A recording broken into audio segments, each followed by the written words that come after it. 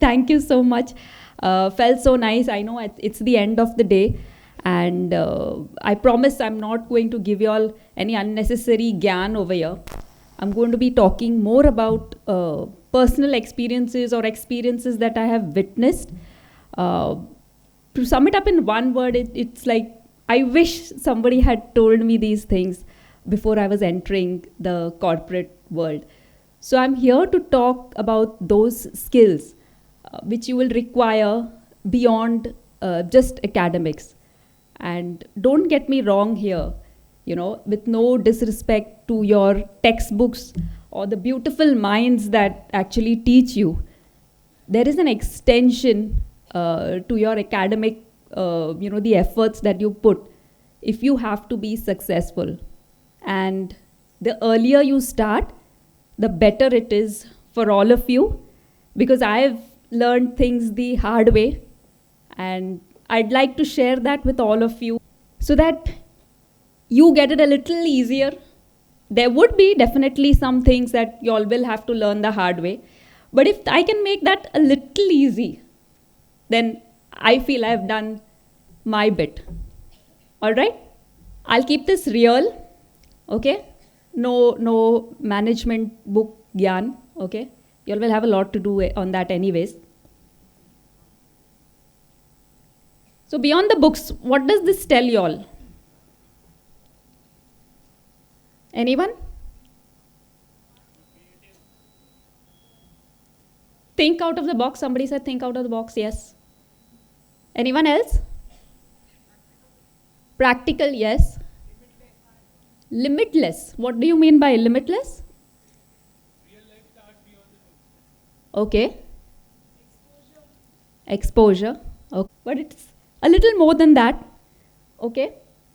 So beyond grades, placements, networking, it is also resilience, people problems, communication, challenges, self-doubt, and all this on repeat mode, because this will keep happening.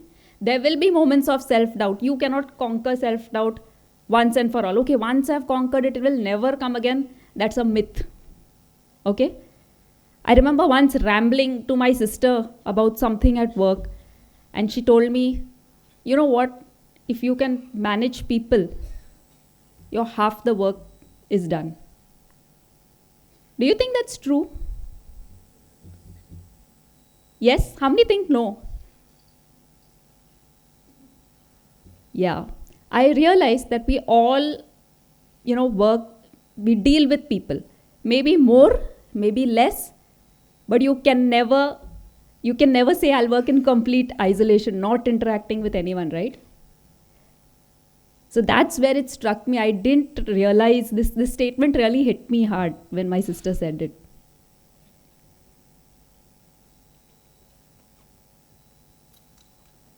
All right. So I summed this entire, in the beginning that, nobody will, test you on it, but you will be judged. You will be judged on the go, on the fly, in the meeting, in the interviews, right? Your skills outside the classroom will determine your long-term success, right? What those skills are, some of them I've listed.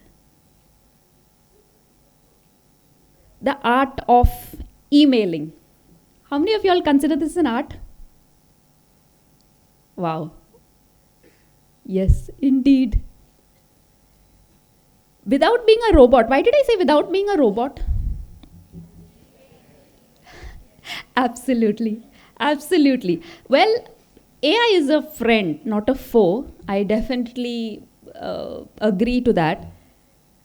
But I think you have to put in your own mind and at least review what you're writing. I know that's a no-brainer.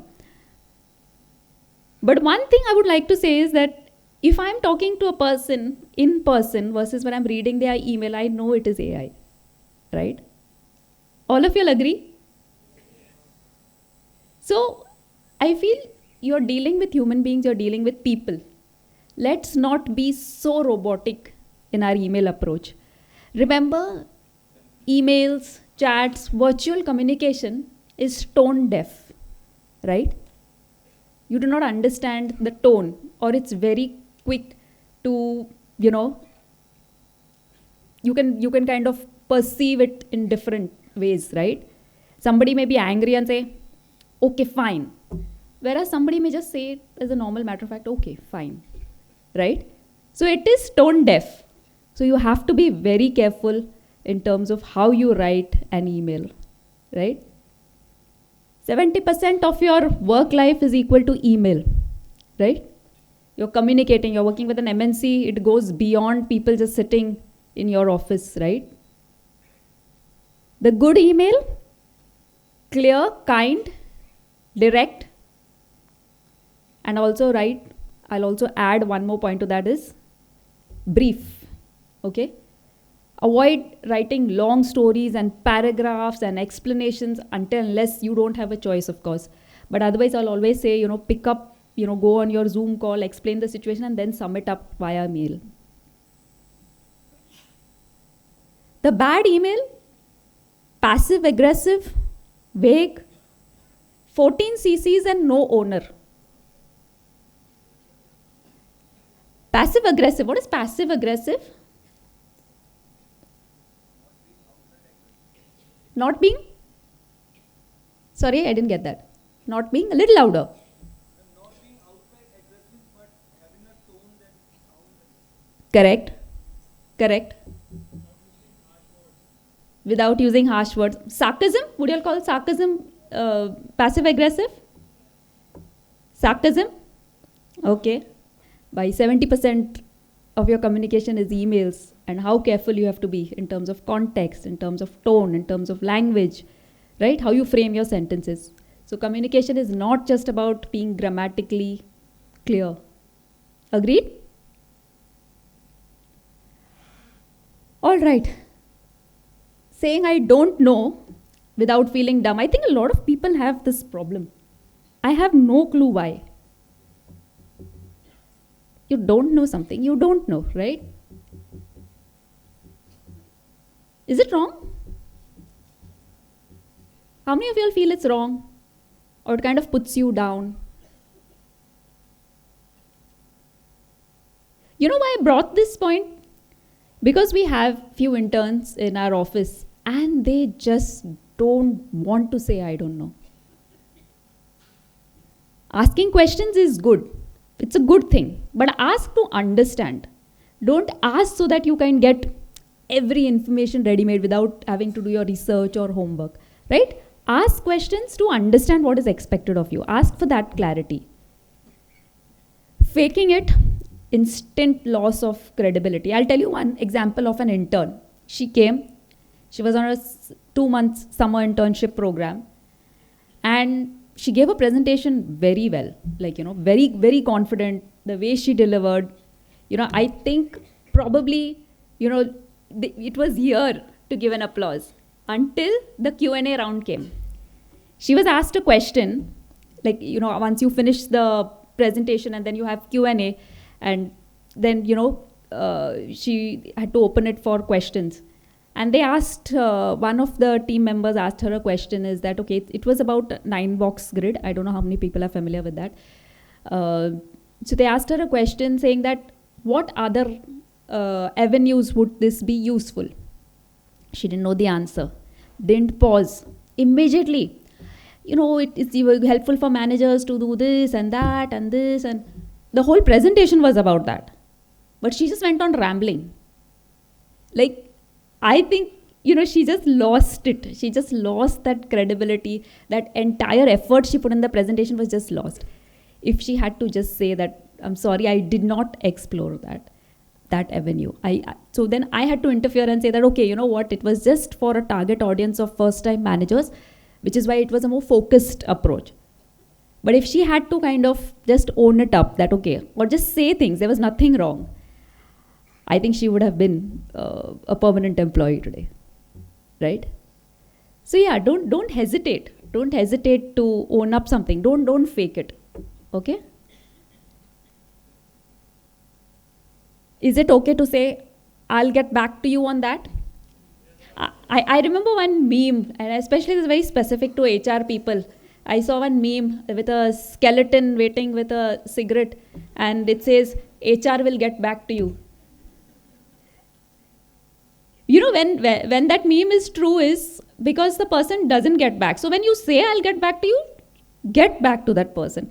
Preferably give a timeline. I'll get back to you in 2 weeks. Make a note for yourself. Put a calendar thing, reminder for yourself saying that you have to get back to this person. You learn your respect that way, right? People don't always want to hear good things. They just want closures, right?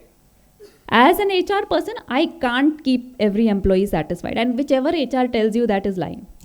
I can say that point blank, right? You can't keep everybody satisfied. So many different people, so many different demands, right? But if I give them closures, their experience is better, right?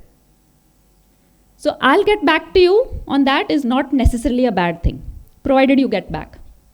Okay? Okay, this is so important. Giving and receiving feedback without crying or crumbling. Most of the top performers resort to crying or crumbling. If they do not score well in their IJP is basically an internal job transfer, or if they, they are given feedback which is not, which they feel like, which they didn't expect, basically. What is the statement they give?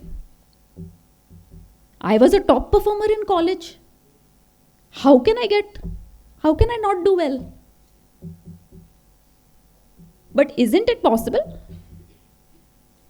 Getting good grades, is it equivalent to doing well on your job? How many of you will say yes? I'm not discouraging you all to not study. Getting good grades is a good thing. Okay? I think it's always a first impression. It brings discipline. It helps you kind of learn so many different subjects, some of them which you may not be interested, but that develops your muscle mind as well as your perception, right? So I'm not against getting good grades, but it's not necessarily equivalent to being a performer on the job. Okay, so be open to feedback. Be curious. Be curious. If they have told you something, just say, okay, why? What did that person see that I didn't? Ask questions to understand what went wrong. How could I be better? Right? Many people lose it in this part of it. Don't get defensive. Get curious.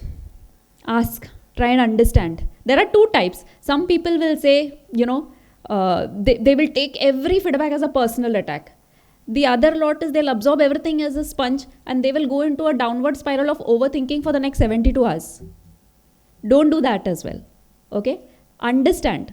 Ask questions to understand and implement wherever you feel you can be better.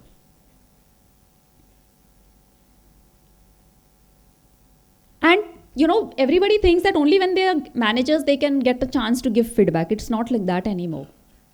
You have a feedback you can give feedback from day one, even if that means your manager. What you need to do is just use this approach: situation, behavior, impact. Right? You'll have to give feedback to a colleague also. Right? Like I'll give an example. Like I was giving a presentation and it was to the senior management, and one of my colleagues was constantly interrupting when I was delivering the presentation, because I had apparently showed him the presentation before giving the actual presentation, because I wanted to take his opinion and just to have a third eye and to be more well prepared and all. So he knew bits and portions of it and he started interrupting. So which kind of, I got a little disoriented during the presentation. It broke my flow. So what I did is I spoke to him the next day and I said, hey, in yesterday's meeting, your constant interruption kind of broke my flow and I was not very, very happy with the way I delivered it. Right? So see, can you apply this to that? In yesterday's meeting, that was the situation. Your constant interruption, that was the behavior, interrupted my flow, that was the impact. Right? So this is how you can use this model. Okay? Be straightforward, be direct in a respectful manner.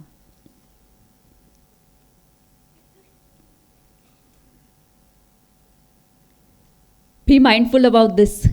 You don't have to be the reality king, queen, reality show king, queen, because you're not even going to get a reward for this. This is the only teamwork I feel you don't get rewarded, right? So avoid getting into gossip. Why do we get into gossip in the first place? Entertainment. Politics. Okay. See, I think many of you all have FOMO, right? Fear of missing out. Some of them it's maybe entertainment. Some of them, do you know, one of this would actually be that the person themselves is feeling flawed, but maybe talking about someone else who is also flawed can kind of magnify that and make you feel better, right? So that's not necessarily a good trait to have. So stay away from it, right? I think you have this fear of missing out, but missing out on what? Missing out on what? What will even you do knowing this gossip? Is there anything valuable coming out of it? But I think you can lose your credibility if you're caught as a part of it. Right? And this is not only applicable to corporate world, this is applicable to your college life, real life. I think it just drains your energy. Learn to deal with difficult people professionally. You remember I made that statement about, okay, you know how to deal with people, your work is half done. So basically, I think you have to be kind, you have to be respectful, but you have to communicate or you have to convey your points, right? Like I gave you the example of the presentation part of it. Golden rule, respond, don't react. I know this sounds like a cliche, but what does it mean? Sometimes you do react, I understand, but have any of you all been in a situation where you all have reacted and then regretted it? Right? So what do you do then in such situations? You know, do one thing, do an exercise maybe at home. If you'll see an angry email, you know, just try responding it in anger. Keep it in draft. Don't send it. Then take some time out, calm down, and then write another email when you're in the right frame of mind and see the difference. We'll do that? See the difference. You all will be able to see it. I won't give you all any additional gyan on this. You all will see the difference. Managing your manager. Oh, that's a thing. I know you all. How many of you all think this is even possible? Only one person thinks it's possible? Oh, now I see a couple of hands more. But why so few of you all think it's possible? What if I tell you all I'm managing my manager? But why? Okay, give me a few answers as to why you think it's like, why so many of you all feel it's not possible or it's.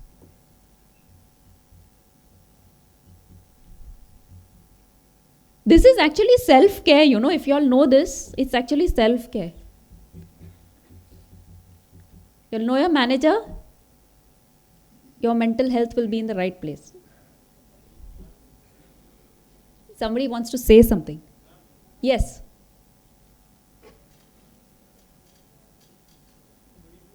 Good evening. Hi, Gaurav.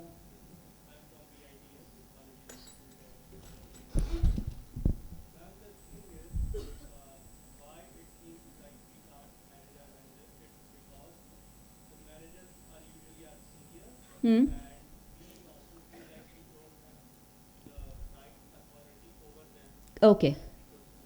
Very valid point. Very valid point. Thank you, Gaurav. But that's precisely because, you can have a seat. Have a seat, thank you.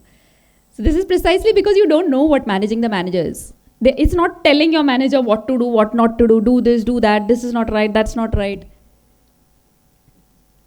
It's basically understanding their priorities. Now, if I have worked with a manager for 8.5 years, and then I switch organizations, I'm in a new organization, and that the other manager has a totally different style of working. One manager likes everything precisely mentioned on an email. The other manager likes more in-person discussions. One manager likes it discussed in just bullet points. One manager likes, it being like a proper presentation being made and explained and all that, right? So it's about understanding their priorities and dealing accordingly. It's not about telling them, nothing to do with their seniority, nothing to be, do it this way, that way. Of course, you can always suggest. But yeah, it's not about that. It's basically about understanding them, understanding their personality type, understanding their management style. Learn their communication style. Build trust through consistency. Constantly asking them what is a priority. There were times where I've done really horrible mistakes of assuming and working as per what I felt was a priority, right? Only to understand that when I'm halfway through, I realized that this was not a priority, something else was a priority. Had I asked my manager before, I would have understood. This is what kind of builds the trust, right? And these are some bonus skills. Owning your mistakes, right? Don't hesitate to own your mistakes. You've made a mistake. I'll tell you, there was an incident, it happened just last week, that kind of stopped someone from being a contractor to a permanent employee. It happened at a time where she was about to get on the payroll of the company. She was on a contract. She made some mistakes. And those mistakes were not like the unforgivable. But she had a lot of other excuses why she couldn't, which were not even like genuine, but she was just trying to make it up. That cost her getting a permanent role on the board just because she didn't own up, because her manager was of the opinion if she doesn't even understand that this problem could have been avoided, she could have just taken ownership and said, okay, I understood what the problem is, I'll ensure it doesn't happen next time. That would have resulted her in getting a permanent role, right? So don't hesitate, okay? Owning up your mistakes is not a bad thing. I can't emphasize enough on this. Okay, this is very categorically because now we are in the virtual, I know y'all probably y'all will have maybe sessions on body language, interactions and all, but now in the era of Zoom calls and Slack calls, I think many people don't realize how important it is to have that connect, that face to a name. There was one person who was, basically couldn't sustain in the corporate environment because she used to never come in front of the camera. She's interacting with managers in the US. They're having calls. Even when they're taking the calls from office, she's making sure she's not within the view of the camera. The manager, her manager comes back to me and tells me, first I thought, okay, what big deal? Maybe that person is just camera shy. But you know what the manager told me? It just doesn't build trust. I feel she's probably, even if she's taking it at home and not switching on the camera, she's probably in an environment which is not conducive to work, right? When you're giving your interview, you're giving it in person. So when you're when you're on a Zoom call, you might as well switch on the camera. There is very limited resources to establish that rapport with your manager if you're going to switch your camera off. There have been instances where managers couldn't get to the crux of what the employee was going through because it was virtual. They were switching off the camera and I think probably distracted doing 10 other things while talking to those person on Zoom calls. So it is probably not much emphasized on in nowadays time, but I think it is definitely important. I have seen people lose jobs because of this. Managing your energy, not just time. What do you mean by energy? Sorry? Managing your energy.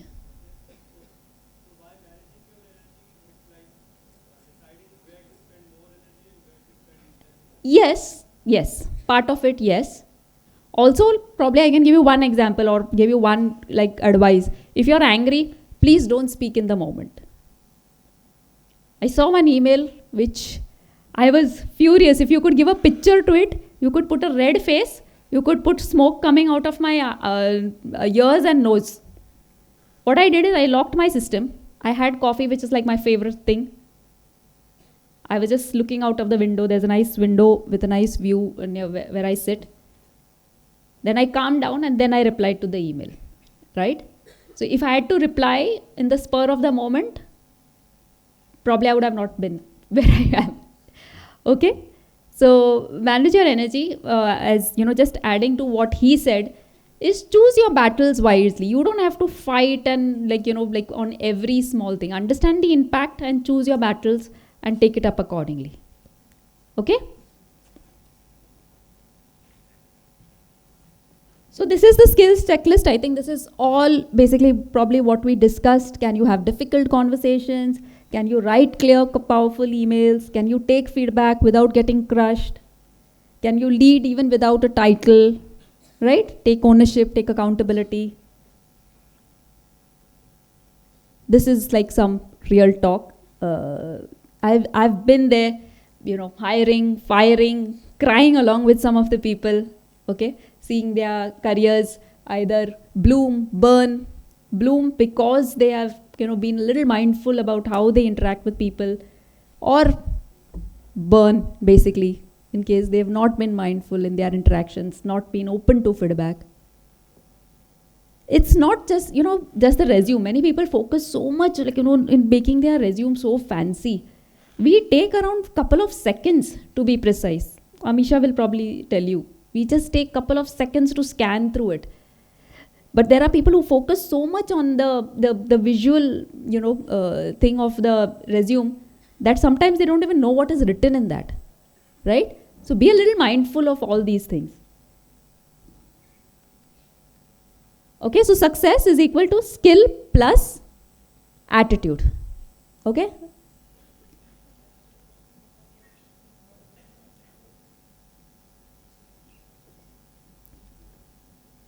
Alright, so you are not just your grades. Okay?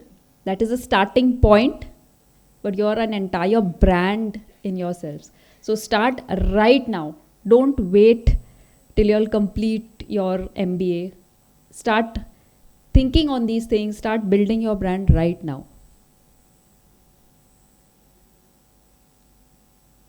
Yeah, third point applies to me.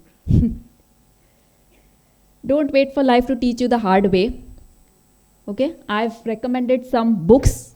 For those who are interested in reading, we've talked about Conversations. Crucial Conversations is an amazing book which has helped me personally, how to deal. And all these books or all these points that we have spoken about is not just about, it's not just related to corporate life. It is also related to your real life, how you interact with your friends, how you interact with your families, Crucial Conversations, Atomic Habits. These actually will help you grow professionally and personally. Okay? What the CEO really wants from you is more to do with managing your manager. So these are some recommendations. I'll end here. Thank you. Thank you, everyone. Thank you. You all have been a lovely audience.